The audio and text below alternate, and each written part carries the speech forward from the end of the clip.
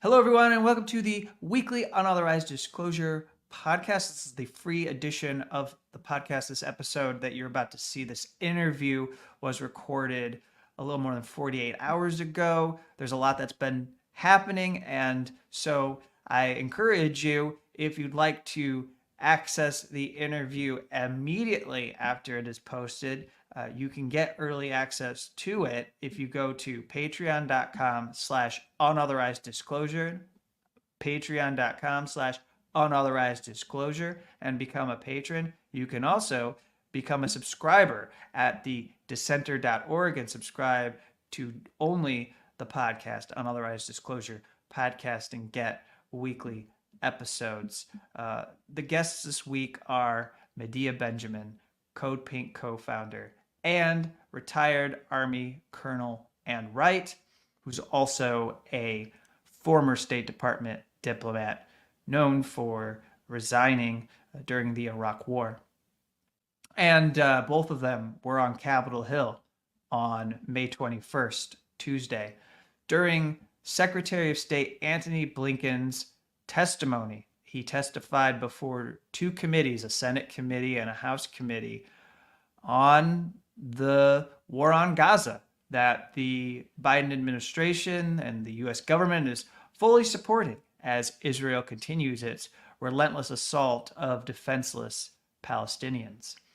And so I want to show you Ann Wright, who was dragged out of the hearing during this protest, and also Medea Benjamin, who was there with blood on her hands and was demonstrating against Blinken as well.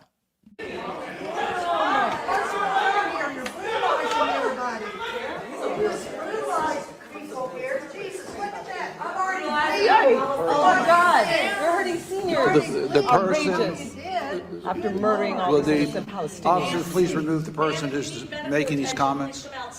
Bloody Blinken. This And is how if they anyone treat is innocent speaking, Palestinians. please be removed. Ma'am, put your sign down.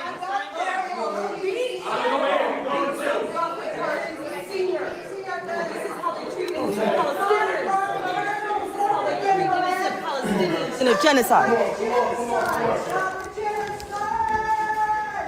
They're beating people up in there. You got your arm on my bloody arm that the police have already done right there. Your right arm. You need medical attention. Yes, I do.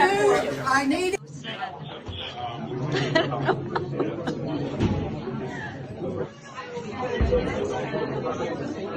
Blinken is in there testifying, and people were protesting, and they were brutally thrown out. They have extra police presence here today. They're treating us so brutally. And we're the peacemakers. It just is so crazy. You wonder, what did this country become? How did we get to this point? We have become a country that supports genocide. And we become a country that treats Ma'am, you're protesting in an area not permitted to do so. This is your first warning. What can I do not to protest? Do not hit your hand. Okay, I'll put my hands down, but I can't stop crying. How can we do this to each other and treat people like Blinken like he's some kind of real diplomat?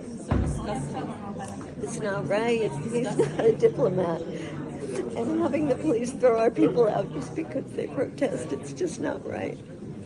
The way they treated Mohammed, the way they treated Ann, it's not right. An extended clip was Medea Benjamin, emotional over what happened to Ann Wright and other CODEPINK activists will allow. So I wanted to do this introduction. I'll also show as much of the interview along with this introduction, but for the full conversation that was recorded with Ann Wright and Medea Benjamin, I encourage you to become a subscriber or patron. Go to patreon.com/unauthorized disclosure or the dissenter and become a subscriber by signing up at thedissenter.org. Let's go to the interview.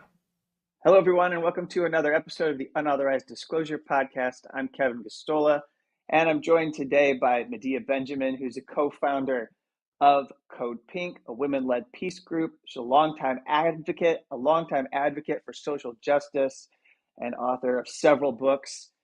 And also joining Medea as well is Ann Wright, who's a retired Army colonel, a former State Department diplomat, and CODEPINK activist.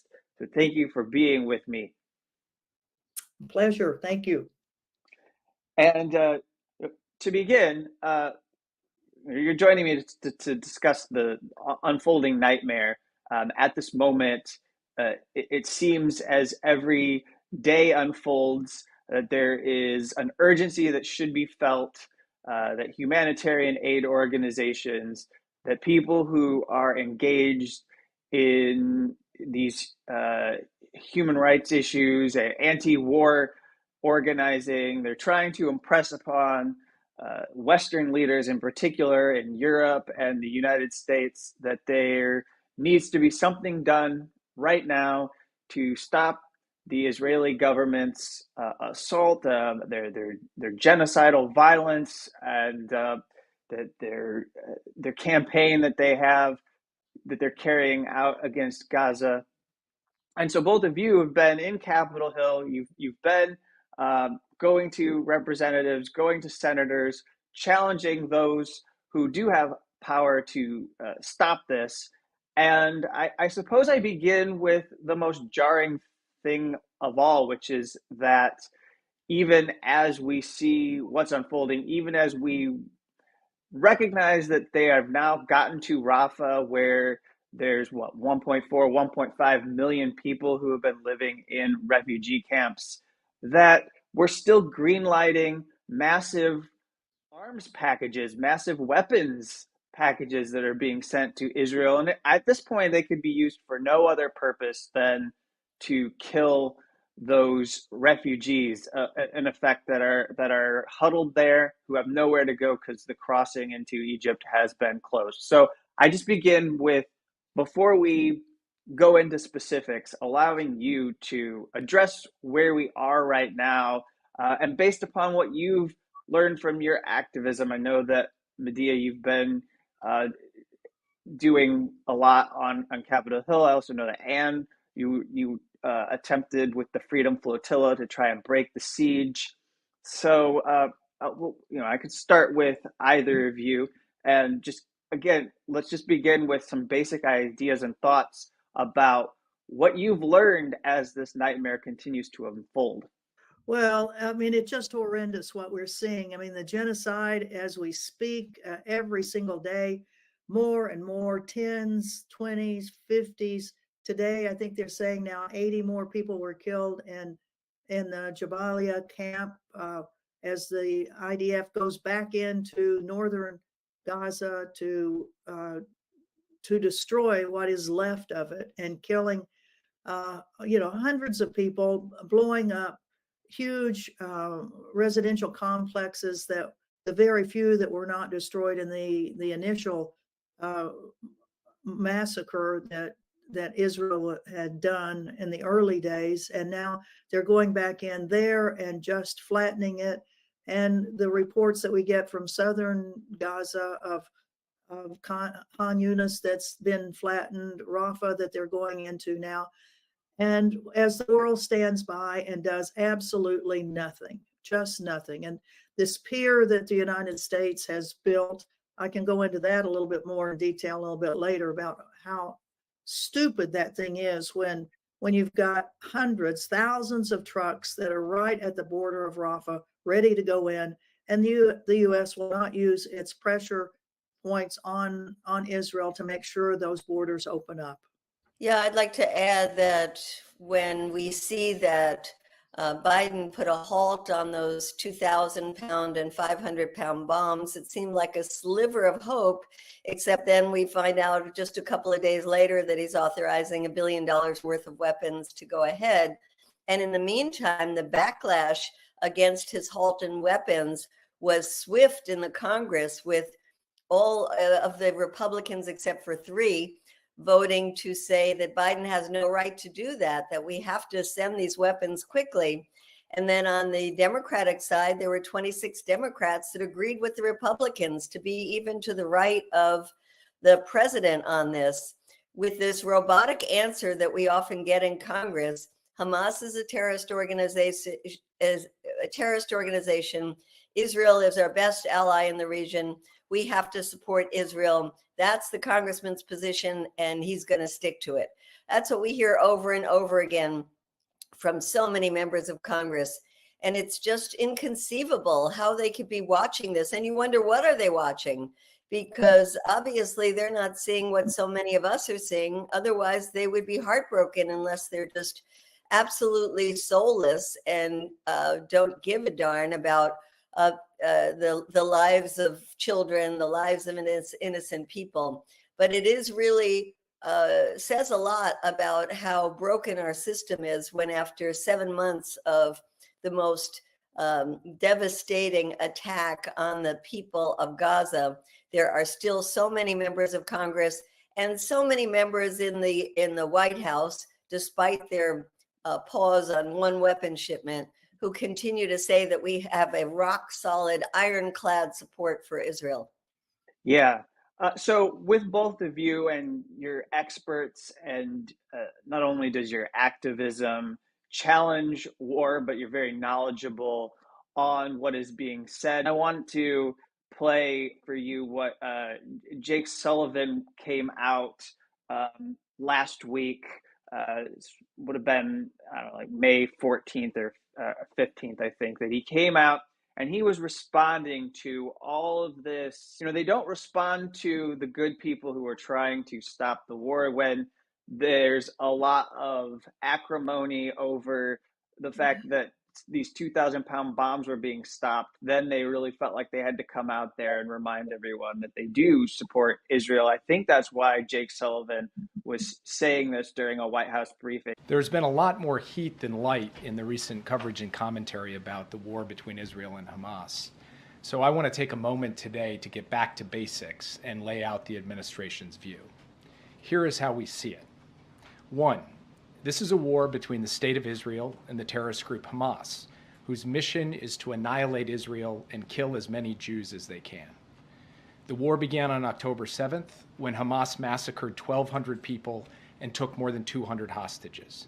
There was a ceasefire in place on October 6th. Sinwar broke it. The president has made clear the United States wants to see Hamas defeated and justice delivered to Sinwar. There can be no equivocation on that.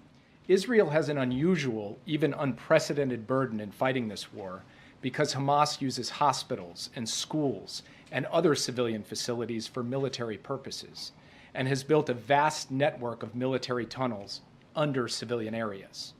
That puts innocent civilians in the crossfire. It does not lessen Israel's responsibility to do all it can to protect innocent civilians. We believe Israel can and must do more to ensure the protection and well-being of innocent civilians. We do not believe what is happening in Gaza is a genocide. We have been firmly on record rejecting that proposition. The United States has sent a massive amount of military assistance to Israel to defend itself against all threats, including Hamas, Hezbollah, and Iran and its other proxies. We are continuing to send military assistance, and we will ensure that Israel receives the full amount provided in the supplemental. We have paused the shipment of 2,000-pound bombs because we do not believe they should be dropped in densely populated cities. We are talking to the Israeli government about this. Well, you know, this goes against everything we're seeing with our eyes and the reality, as well as, of course, what the International Court of Justice says, that it's a plausible genocide, and the reports that we're seeing from all kinds of UN and international organizations like Amnesty International. So one thing is they refuse to call it a genocide when it is a genocide. The other is that they are blaming Hamas for the Israel blowing up every hospital, every university, UN schools, residential buildings. It's so crazy that on the one hand, they say that Israel has all these precision bombs, these precision weapons, and yet they're blowing up entire neighborhoods. When you look at what's left of some of these neighborhoods, it's almost nothing.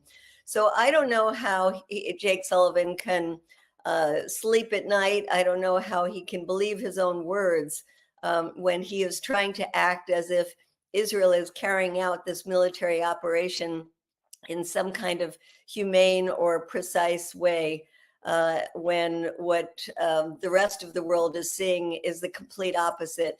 And he brings it into this regional context, and doesn't note that the U.S. support for Israel is causing a tremendous calamity around the rest of the region, not only in terms of the conflict that's been happening in neighboring countries like in southern Lebanon and in Iraq and in Syria, but also what's happening or what could happen in the Arab world in terms of the people being so upset at their own governments for not doing anything to help the people in Gaza, and how this could really be the beginning of a new Arab Spring.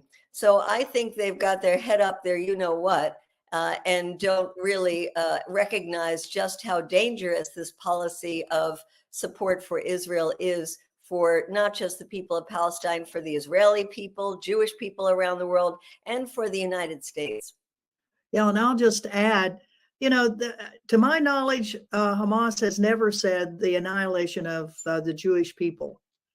They've gone after the Zionist state for sure. They have a total different, from 2017, they modified their constitution or whatever, that the document was, which is a much more conciliatory document than the early one was. Jake forgets to mention that, Israel did annihilate the consulate, the Iranian consulate in Damascus, killing 4 Iranian generals. And all the administration ever talks about is that Iran sent some missiles to Israel, but they always forget that there was a precipitating cause, just like they forget to add the 76 years of oppression that the Palestinian people have had since 1948. He also forgets to add, while he talks a lot about those tunnels, and certainly there are, an incredible number, but it's really interesting that Israel never bombed the outdoor training facility of Hamas that was in use for a full year before October 7th. And the facility being used, as they saw, but with their own drones and their own intelligence people were telling the supervisors, something's going to happen here, where you've got these guys that are flying around in these little gyrocopter things, and they've built a little village, and all of this in plain sight. The training went on for the longest time, and yet Israel didn't do anything about it. And then on October 7th, of course, when all hell broke loose, for sure, that Hamas went through, 14 different points on that the border with Israel, and the Israeli government had essentially weakened all of its defenses. I think all of us were shocked that a group of folks from Gaza could get through 14 different places without the automated machine guns that they have along the fences that are not even controlled by people right there on the fence. They're controlled by back in control rooms. That all these people got through. It was amazing. And then the Israeli military and government has never actually come forth with the actual numbers of people, of the 1,200 that were killed, how many were killed by Israeli weapons, as they just wholesale went in with helicopters and tanks and just started blowing up their own citizens. So Jake Sullivan is a purveyor of lies, that's for sure. And the whole, the U.S. government is looking so, and rightfully so, pitiful in the eyes of the rest of the world, because everybody can see right through these blatant lies that they're telling to try to justify continued support for the genocide that's going on. Just so everyone can see what is the destruction, this is the kind of photos that have been shared by UNRWA for a long time. I think this is actually from February. So, and then we have from Mohammed Safa who's affiliated with a UN agency, saying that the world hasn't seen anything like the destruction in Gaza since Second World War, and showing what the Gaza Strip has become. And as you say, rightfully, that all of this talk of precision bombing, and yet it seems if that's the case, then it would have to rise to the definition of genocide, because those bombs then are precisely trying to carry out that massive amount of destruction, trying to eliminate. I mean, how many families in Gaza now have had their entire lineage erased and are no longer existing? It's like, I remember when in the first couple of months, that was one of the most stark and jarring things to hear reported out of Gaza, was people's entire family name no longer, anybody from that family name existing any longer in Gaza. And so just so people are aware, that I'm not going to say that there hasn't been a defect in media or journalism when it comes to this coverage, but at these briefings, we do hear from reporters who challenge. And I just want to add into our conversation the fact that when this administration is confronted over why they won't use the word genocide, they really get uncomfortable, which tells you that we have to keep pushing them. And so here's Jake Sullivan denying the reality. Thank you. You said at the start of this that you don't believe what's happening in Gaza is genocide. What criterion are you using? We're using the internationally accepted term for genocide, which includes a focus on intent. And it's not just me standing here at this podium. In the context of this International Court of Justice case at The Hague, the United States actually made a presentation backed up by legal analysis, which I would invite you to read, because it lays out all of those criteria. Francesca Albanese, the Special UN Rapporteur on Human Rights in Palestine, presented one in March. She presented it in Geneva. The three criterion she used, citing international law, 3 acts: Israel's intent to destroy national, ethnic, racial, or religious groups, serious bodily or mental harm to a group, inflicting on a group conditions of life calculated to bring physical destruction in whole or in part, within imposing measures intended to prevent birth within the group, process of erasure of the native Palestinians. So those 3 things are happening. How can you say genocide's not being committed? As I just told you, I think the best way for me to answer that question is actually to ask you to look at the laydown that we gave, which... Are you saying this isn't happening? I'm sorry, I thought you asked me how I can say it. I'm saying I'd like you to look at the United States' I just did. I'm asking you saying this isn't happening. Do you mind if I finish answering your question before you interrupt? Are you saying that she's a liar? The United States has laid down at the International Court of Justice in writing, in detail, its position on this issue, and I'd ask you to read it. Thank you. Are you saying that it doesn't line up for them with what she's saying? Thank you, Jen. Ooh. Yeah, she smoked him. He just looks so ridiculous. And, I want to say, Kevin, that Ann and I have been to Gaza many times, and we've gone after some of these other attacks in Gaza, which we thought were just horrific.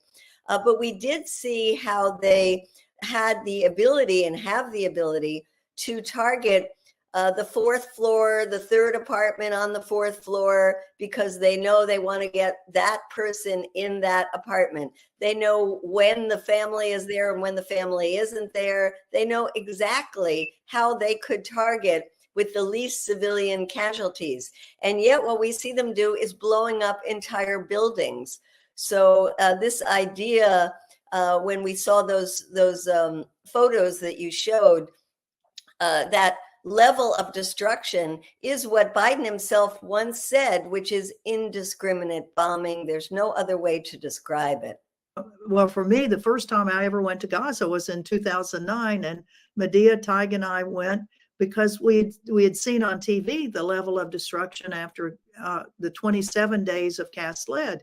And it was horrible. Oh my God. I mean, we saw it on TV and thought, we've got to go be witnesses to this and come back and talk about it. And subsequently, we took five or more groups into Gaza in 2009. But what we see now, the level of just massive destruction. And the comparison with the cities in Europe in World War II, I think, is a very accurate one. We've never seen this level of destruction. And, it's destruction by cell phone too. The Israelis have the cell phone number of every single person that lives in Gaza. I mean, it's on the Gaza telephone network is a part of the Israeli telephone network. And so they have the location of every cell phone. They know where every person lives. They know it all. And as Medea mentioned, that they have the ability to pinpoint things, but they're not. They're just using wholesale 2,000-pound bombs to blow the hell out of everything. There are some people who are doing thankless work, and I want to show Saeed questioning the State Department. I believe his name's Saeed Erekat, trying to get the State Department again to admit to the reality of what is happening in Gaza. Feel that the time has come to end this Palestinian Nakba? Saeed, what I can say is that we have long been and continue to be committed to a two-state solution, and we're working around the clock of that.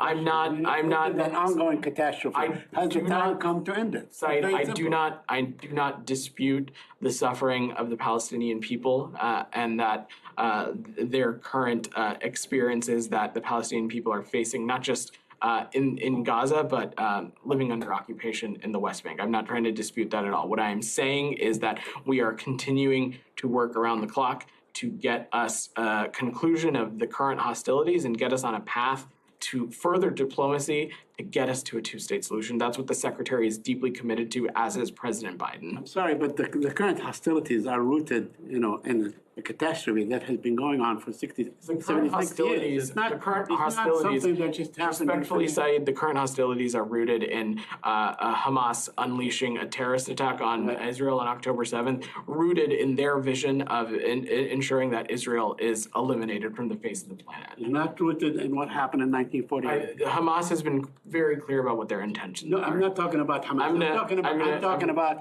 that this issue has gone on for 76 years. I just want you to acknowledge that. The issue has been going on for 76 years, and not just, it did not begin on October 7th. We've exhausted this topic, Saeed. Go ahead. Well, this idea of when did this start really divides people into, are you saying that there was a ceasefire on October 6th and everything started on October 7th, or do you believe in history? Kevin, some of us were at a hearing on Friday when they were talking about how UNRWA, the UN Relief and Works Agency, that is the only agency that is capable of getting food to the vast number of hungry people in Gaza. And this hearing was all about how UNRWA and Hamas were tied in together. And one of the examples they gave was that in the schools, the UNRWA schools, they're teaching people that their homeland was really in other parts of what is now Israel and Haifa and Jaffa, and not saying their homeland is here in Gaza, in this area that you can't leave, that you have been confined to for your entire life. And what they're saying is they're teaching what happened in 1948. They're teaching the Nakba. And this is something that isn't taught to people in this country. I'm a Jewish American. I was never taught, I never heard the word Nakba as I was growing up. I was taught that Israel is a democracy. Israel is our ally. Israel is, the country that we had to keep sending money to every year so they could plant more trees. And never that there were other people there. And I think that's part of the problem is the American people are just starting after 7 months to maybe understand a little bit more that there is a history there. And it is so important that we use this time to be educating people to say the conflict did not start on October 7th and not let these officials or their spokespeople get away with the idea that everything was hunky-dory before October 7th. And if I could just direct this to you, Ann, as we move onward, I was particularly appalled by what happened with what in Congress they'll call the NSM 20 report, but nobody outside of the bubble in Washington, D.C. would use that. So let's just say a report that documented U.S. arms to all countries around the world and what those countries are doing with them. And mind you, I'll just put off to the side that there were some things in the report with countries like Iraq and other places that we might attend to if there wasn't a nightmare unfolding in Gaza. But particularly the section in the State Department report on Israel, what alarmed me was, and I want to know if you feel the same way, Ann, and Medea, you can jump in too as well, because you were engaged in calling attention to the fact that we knew that this report was going to probably confirm that there were atrocities happening with U.S. weapons. And they knew that this was going to come, so they delayed it. And it seems like the career people at the State Department that are supposed to work on this kind of a report look at violations of the law. It then got kicked to some superior people at State Department who then added all of this language, basically what we've just heard from Jake Sullivan, what we just heard from that spokesperson for the State Department. They added all this stuff in there that would undermine the conclusion that the fact is that U.S. weapons are being used to massacre Palestinians.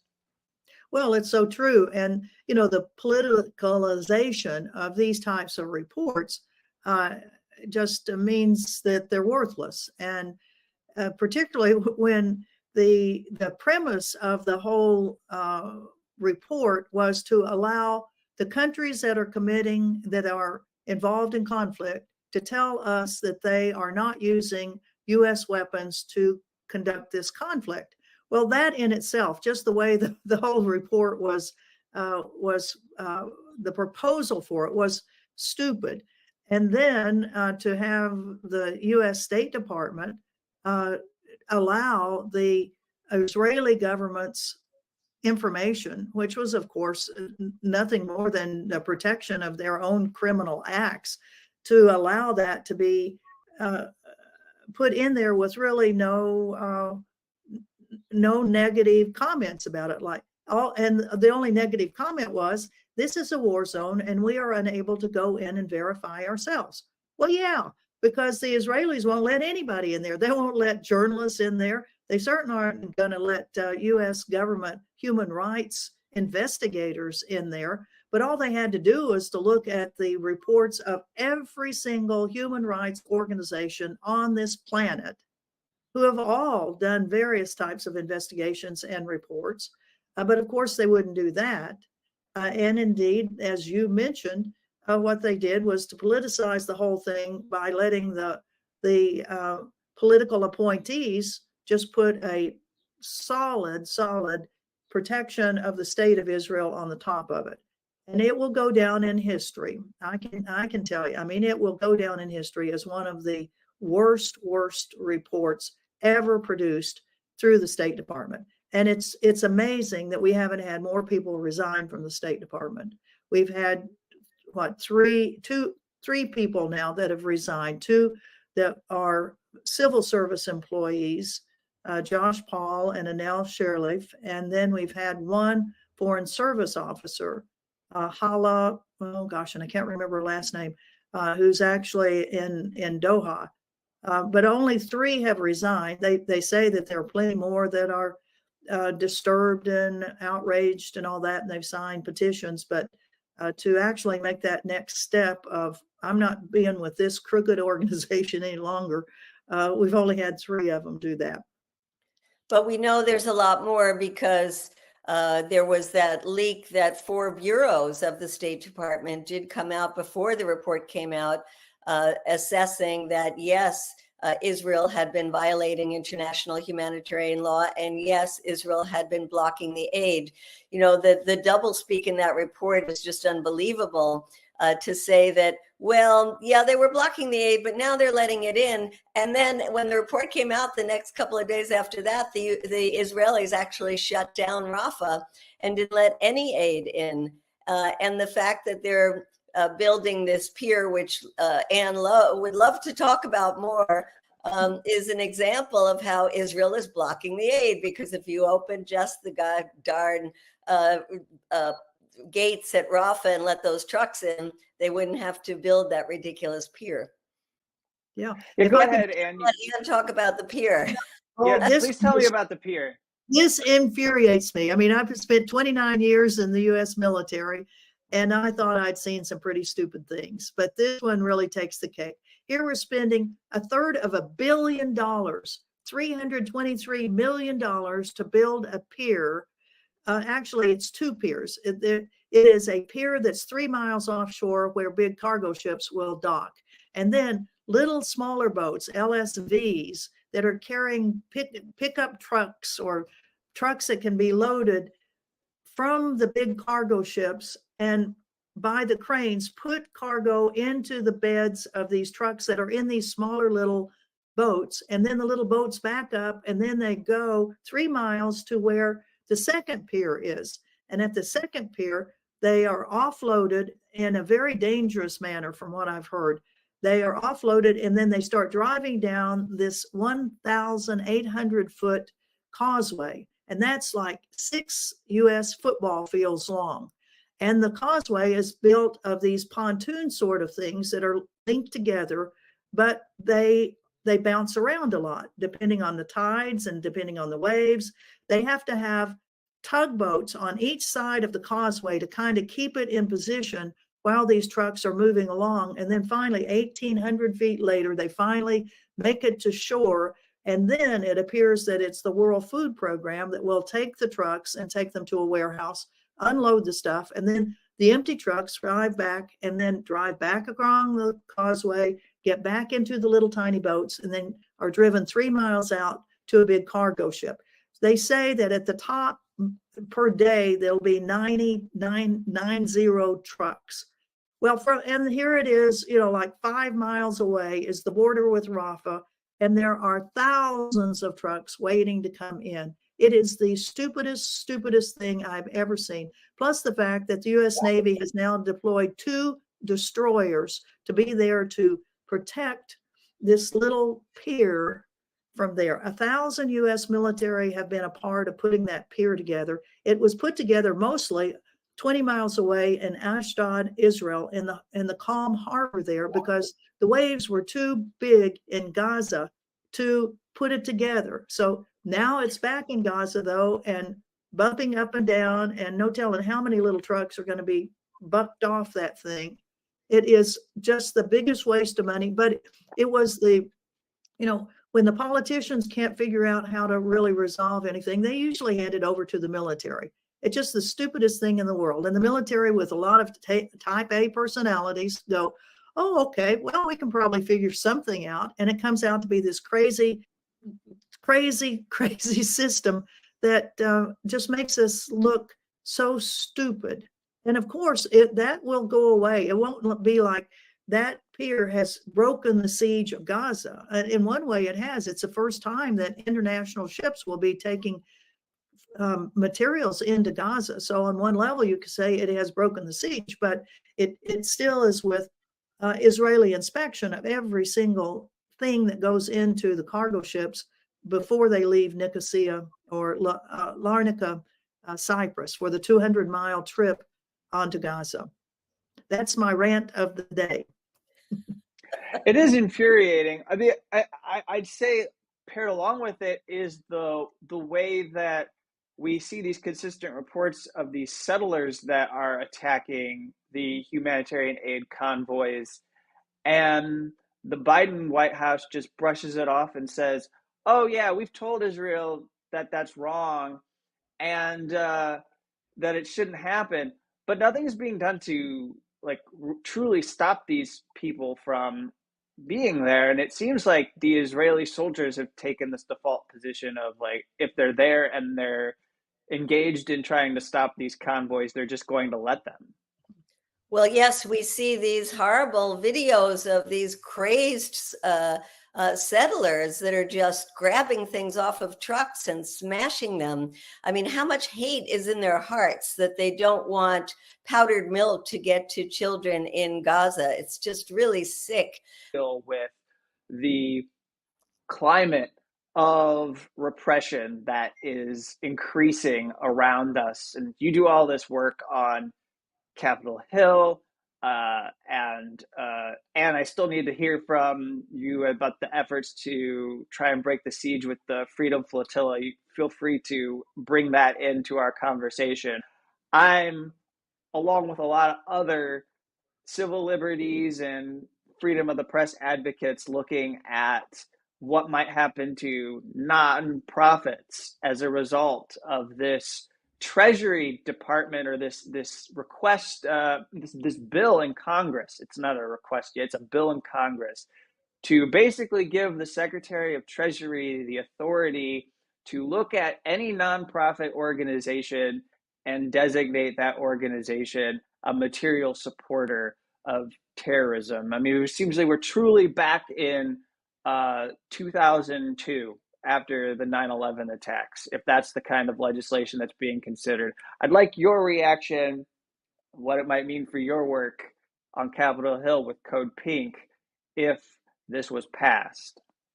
Well, we are already one of a number of organizations being sued for alleged ties to Hamas, and that legislation is of great concern to us. We look around the country and we see these courageous students who have been attacked, pepper sprayed, beaten, arrested, suspended, expelled, and we see that the people who are standing up against genocide are the ones who are attacked. We see this ourselves when we're in the halls of Congress, when we're in the hearings. I got arrested just 2 days ago for holding my hands up that said, "Feed Gaza," like that. And for that, I was arrested.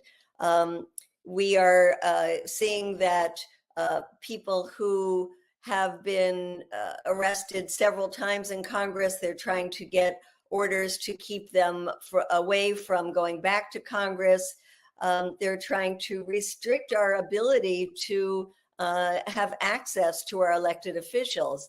And then, of course, our elected officials do everything they can to stay away from the public, like not having town hall meetings, not going to events. I don't know what's happening to Biden at Morehouse when he speaks, but you see him having a difficult time when he goes anywhere. And now they're trying to restrict the access of people they think might protest to any of these events. I get pulled out of line when I'm standing to go into an event saying, Medea, we're not going to let you in there. So preemptively, you are removed.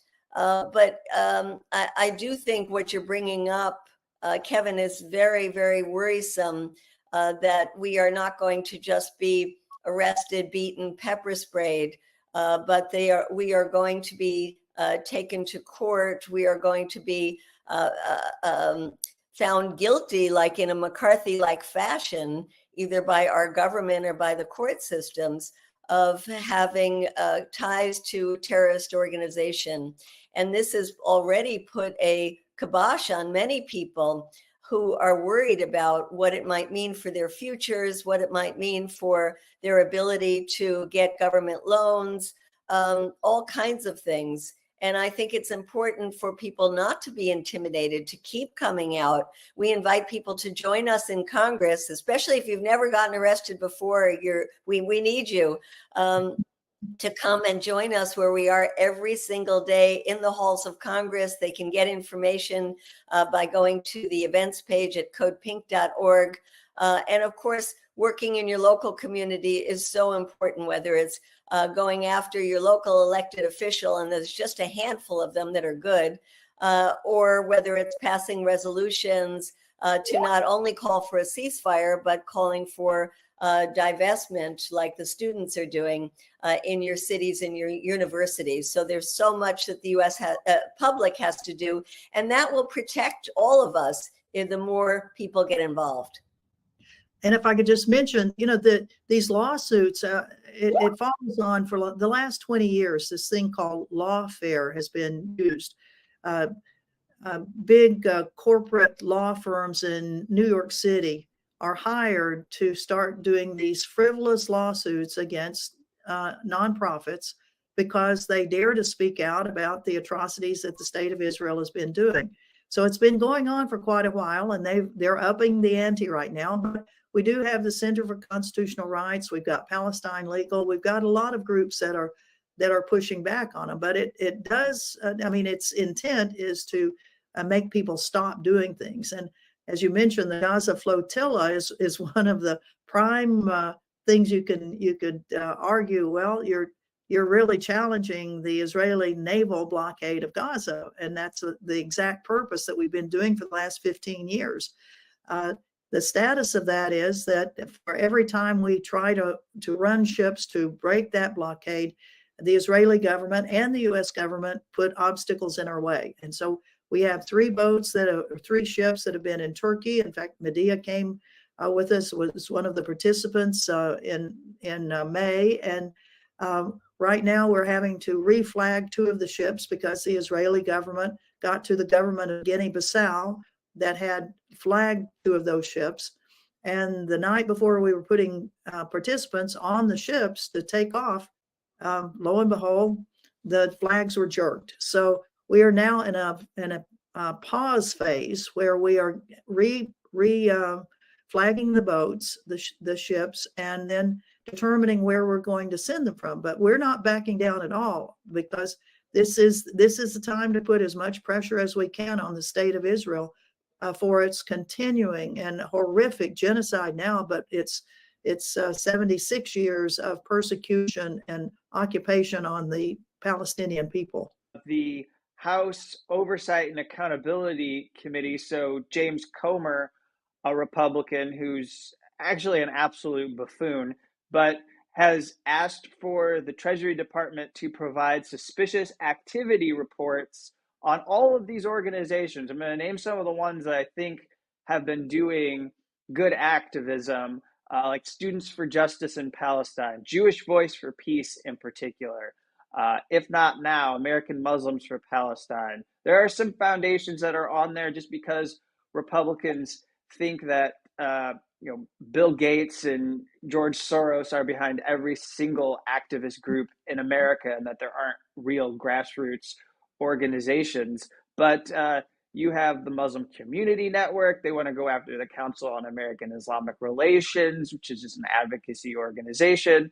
Samadoun and Palestine Legal is actually on this, along with Adala Justice Project. So some of these organizations that are challenging the lawfare, and securing or getting these suspicious activity reports, to me, seems like the beginning of having some kind of like House Un-American Activities Committee hearings on Capitol Hill. And we've already seen some hearings or proceedings that the world have observed, and they seem to think like, okay, we're going through the anti-communism of the 1950s all over again, because those university presidents that were hauled before these committees and questioned.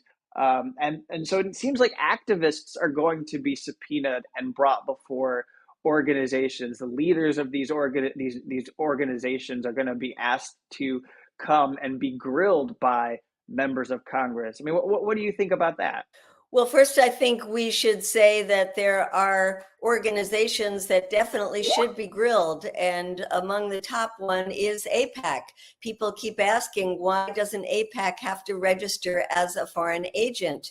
And it is a very, very important question. And I wish there were enough people in Congress that would stand up and demand that. Because we see AIPAC having such an incredible stranglehold over our foreign policy on this issue, and getting involved in deciding who is going to be in Congress and who won't be in Congress, and putting the fear into just about all of these Congress people that if you start taking a position on saying the students should have the right to free speech on campuses, or the Palestinians should have some basic rights, then you are anti-American and you must be challenged, and AIPAC will throw millions of dollars into challenging you. So there needs to be a much broader focus that we in the activist community put on AIPAC, and there is a good coalition that's come together to do that, and try to make AIPAC be what it is, dirty money, and say that any congressperson who takes AIPAC is doing the bidding of a foreign government, not the United States. We even see, as you walk the halls in Congress, I stand with Israel, I stand with Israel. These signs are outside of so many of the doors in Congress, as well as you see Israeli flags right next to the US flag. There is an infiltration in our government, and it is not coming from people who stand against genocide. It's coming from people who put what they consider to be the interests of Israel, and I wouldn't say it really is, before those of the United States. So if we're going to have anybody hauled before Congress, let's start with the leaders of AIPAC. And I would just add CUFI, Christians United for Israel. That's another one of the organizations that pumps a lot of money into congressional buying off Congress people. So, you know, the Christians that are part of that one, they're getting away with lobbying for a foreign country, and yet they'll be the loudest, shriekest voices saying, you can't tell us. No, you can't. But it would be very interesting to be hauled before Congress.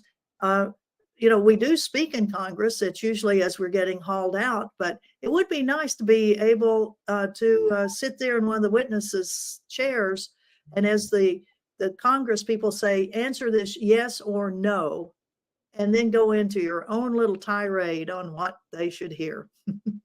And let's remember, we're not only accused of having ties with Hamas, we're also accused of having our headquarters in China and being paid by the Chinese government. So yeah, I would like, if there were any inquiry into that, they'd come up with a big 0. All right, so I've been inspired by what the students have done, and I would just like to get your comments. The idea of an encampment, to me, was something that immediately brought back my memories of Occupy.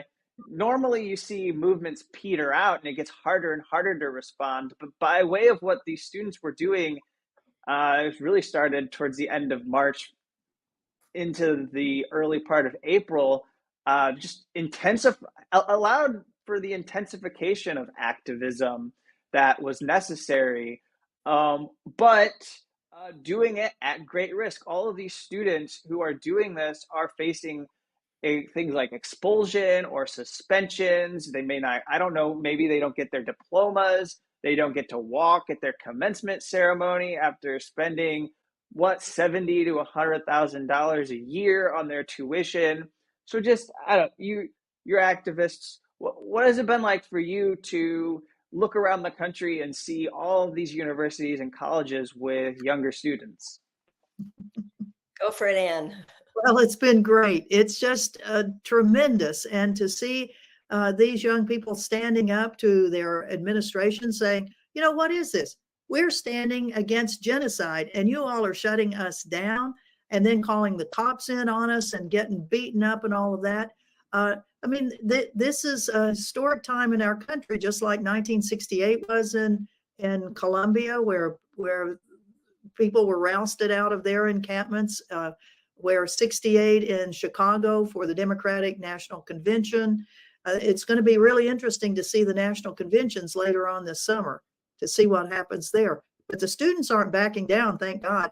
And it's just the older folks of us that need to keep being right there with them to say, you guys are doing exactly the right thing, and thinking about all the encampments we've had. I mean, you think back to the Iraq War, we had Camp Casey, you know, 30 days in the hot, nasty Texas countryside to challenge George Bush's war. And then, as you mentioned, the Occupy movement. These encampments are really, really important. And for every single person that goes to one of them, it's really a life-changing experience. The people that you meet and the dedication and camaraderie that you have from those really stay with the person for the rest of their lives. And that's what's happening to a whole generation of wonderful students now. Right. And what you see on some of these campuses is these teach-ins that they're doing on a regular basis as part of the encampment. And they're teaching each other about not only the history of the Palestinian people, but they're talking about the war machine. They're talking about imperialism. They're talking about a government that doesn't serve their interests. And they are creating a whole new generation of activists with a very broad vision of what's wrong with this country and the system that they are living under. So I think that is very exciting. The other thing I think that would be great to focus on as a response to the police is that in other countries, there are autonomous, what they call autonomous universities. Police are not allowed on campuses. And that should be the case here because the students own the universities. It's their tuition money that is paying for the universities. Just like in Congress, we own Congress. We are paying the salaries of these Congress people. So I love the fact that students are standing up. I love that we are in the halls every day in Congress saying, you work for us.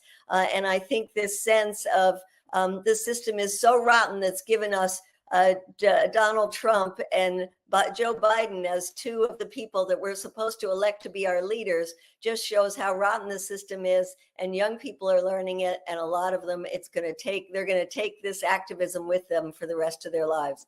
We're seeing that they are still quaking in their boots from all the work that you and others and these students, they're very scared of the young people who might disrupt these uncommitted delegates that are going to be at the convention. This kind of rebellion that I didn't expect to happen, that took a part of the decided to participate in the electoral process and gum up the works for Joe Biden, who did not want to have a primary. So they're going to be here maybe, or they might be doing part of it on Zoom so that they don't have disruptions in front of the media. I don't know what that will accomplish because I think people could still be disruptive on Zoom, and then we would see the video of them making speeches on Zoom. But and it might actually be worse for the Biden White House. But everyone's thinking in terms of, I think, especially people of your age are thinking of 1968 and the possibility of seeing some kind of a horrible repeat. And to me, as I sit back here and I think of the threat that Donald Trump poses us, I can't get past this question. It's a largely rhetorical one, but I can't get past this, that the Biden White House will go on and on and on about the threat to democracy if Donald Trump returns to the White House. The Democrats will too, but they are unwilling to do anything to stop Israel's destruction of Gaza, the extermination of the Palestinian people, so that they can ensure that people who are their Democratic voters come out and re-elect Biden in November. That to them is a bridge too far. Yeah, it's just outrageous. I mean, and talk about political ineptness and inability to read the tea leaves on this thing. You have to shake your head at how stupid they are. And they'll pay for it in the election, I think. And my final words are free Palestine. Stop the genocide. Yeah, it's great that you're in Chicago, Kevin. I was just talking in the hallway in Congress to one of your Congress people, Jan Schakowsky, and she said the vision of what might happen at the convention in Chicago keeps her up at night. And I think I said, well, I hope the vision of dead children in Gaza also keeps you up at night. The Democrats are just pathetic. They thought maybe with this one little halt in weapons, people were going to say, aha, now they're doing something. I don't think that is going to win them the votes of a lot of people in the Arab and the Muslim community and the young people who are looking at this horrific foreign policy. So whatever happens to the Democrats, it's not our fault for not voting for Biden. It's their fault for their policies. Yeah, that's amen to that. All right. So did you want to tell people where they can go to support the work of Code Pink? And if there's anything people can do to support the Freedom Flotilla, I'll let you both say where people should go. Code Pink, please go to our website and sign up, or if you have a question or want to join us, you can just write to info@codepink.org or look on the website under events and you'll see many of the things that we're actively engaged in. Thank you. And for the flotilla, freedomflotilla.org or usboats2gaza.org. Thank you. Excellent. All right. Thank you both. Thanks, Kevin. Thank you.